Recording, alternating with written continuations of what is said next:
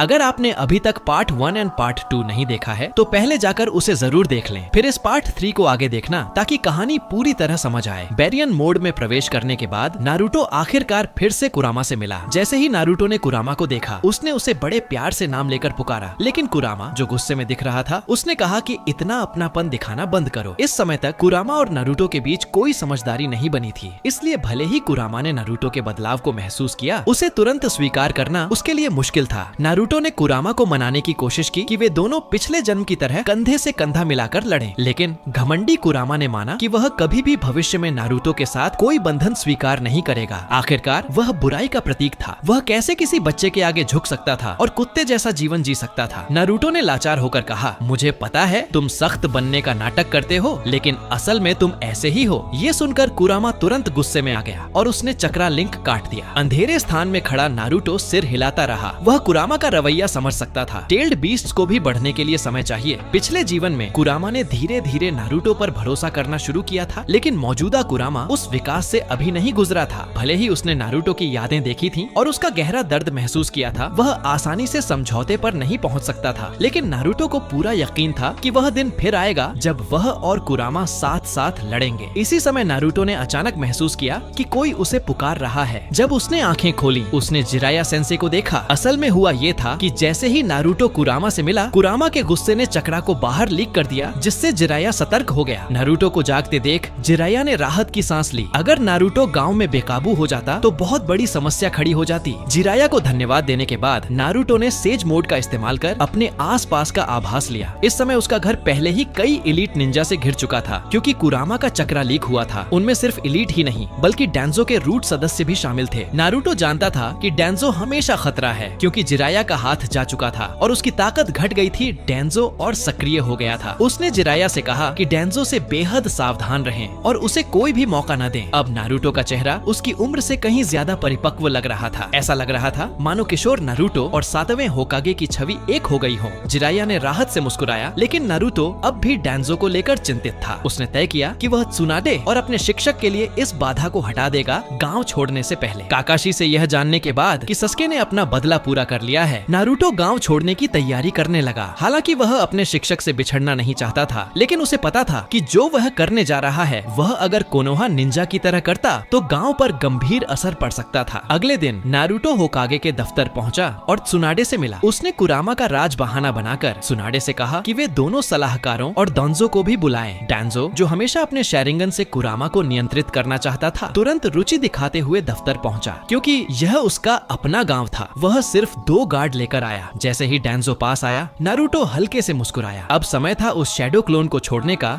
जो घर पर नेचुरल एनर्जी इकट्ठा कर रहा था। तुरंत चाक्रा फीडबैक से सेज मोड में प्रवेश कर जिराया ने तुरंत महसूस किया कि कुछ गड़बड़ है। एक सेज होने के नाते उसने तुरंत समझ लिया कि नारुतो कुछ करने वाला है। अगले ही क्षण बिजली जैसी तेजी से नारुतो ने पलटकर डैंजो की दाहिनी आंख छीन ली। वह आंख शिसुई की दूसरी आंख थी। सभी लोग चौंक गए। डैंजो अपनी आंख पकड़कर दर्द से घुटनों के बल गिर गया। उसके गार्ड नारुतो पर टूट पड़े, लेकिन नारुतो फ्लाइंग थंडर गॉड से सामने की छत पर पहुंच गया। डैंजो और दोनों सलाहकारों ने त्सुनाडे से चिल्लाकर पूछा कि यह सब क्या हो रहा है। त्सुनाडे भी उतनी ही हैरान थी। किसी ने नहीं सोचा था कि नारुतो, जो हमेशा होकागे बनने का सपना देखता था, सभी कोनोहा नेताओं के सामने डैंजो पर हमला करेगा। ये गांव छोड़ने जैसा ही था, लेकिन यही तो नारुतो चाहता था, क्योंकि डैंजो बहुत सतर्क था। शिसुई की आंख लेने का एकमात्र मौका यही था जब वह गांव में ही बेपरवाह हो। नारुतो ने ठंडे स्वर में कहा, मैं ये आंख लूंगा और एक दिन इसे उसके असली मालिक को लौटा दूंगा। जब त्सुनाडे को पता चला कि यह वही आंख है जो डैंजो ने शिसुई से चुराई थी, उसने डैंजो से पूछताछ की। लेकिन जैसे ही डैंजो कुछ कहने ही वाला था, नारुतो अचानक उसके पीछे प्रकट हुआ और उसका दायां हाथ काट लिया, जो शेरिंगन से भरा हुआ था। असल में आंख छीनते समय उसने फ्लाइंग थंडर गॉड मार्क डैंजो पर लगा दिया था। जिराया स्तब्ध रह गया। उसने साफ देख लिया था कि नारुतो मिनाटो की फ्लाइंग थंडर गॉड जुत्सु का उपयोग कर रहा था। घटनाएं बहुत तेजी से हो रही थीं। इस समय सबसे ज्यादा दर्द में कोई और नहीं बल्कि जिराया था। पहले नगाटो अकात्सुकी का नेता निकला और अब क्या उसका पसंदीदा शिष्य गांव छोड़ देगा? उसने आगे बढ़कर नारुतो से पूछा कि वह क्या करना चाहता है। थोड़ी चुप्पी के बाद नारुतो ने कहा कि वह गांव छोड़ रहा है। कोई खास वजह नहीं थी। अगर माननी ही पड़े तो वजह ये थी, एक रोग निंजा होना कुछ कामों को आसान बना देता है। जिराया ये सुनकर हैरान रह गया। जब से नारुतो आमागाकुरे में आया था, उसमें कुछ अजीब लग रहा था। हालांकि नारुतो ने ये बात हल्के अंदाज में कही, लेकिन अंदर ही अंदर वह टूट रहा था। विल ऑफ फायर का सबसे सबसे वफादार उत्तराधिकारी होने के नाते उसने कितना दर्द सहा होगा ये शब्द कहने में, लेकिन वह अपने शिक्षक के सामने ज्यादा भावनाएं नहीं दिखा सकता था, वरना डांजो इसका फायदा उठा लेता। जिराया ने शांति से नारुतो को देखा। उसे समझ आ गया कि नारुतो अलग अलग शक्तियां इकट्ठा कर रहा है। पहले उससे कुरामा की सील की चाबी मांगी, अब डांजो की आंख और हाथ छीन लिया। उसने नारुतो से पूछा कि आखिर कौन सा दुश्मन है जिसके लिए उसे इतनी शक्ति इकट्ठा करनी पड़ रही है। नारुतो अंदर से गहराई तक पिघल गया। जैसा उसने सोचा था, उसे कोई और नहीं बल्कि उसका शिक्षक ही समझ सकता था। उसने वादा किया कि वह अब भी उजुमाकी नारुतो है, एक ऐसा इंसान जो अपने वादे पर कायम रहता है और यह कभी नहीं बदलेगा। जब समय सही होगा वह वापस आकर अपने शिक्षक से माफी मांगेगा। ये सुनकर जिराया को समझ आ गया कि अब कुछ और कहने का वक्त नहीं है। नारुतो ने डांजो की ओर देखा जो अब अपनी शक्ति से वंचित हो चुका था और फिर गायब हो गया। डांजो दहाड़ा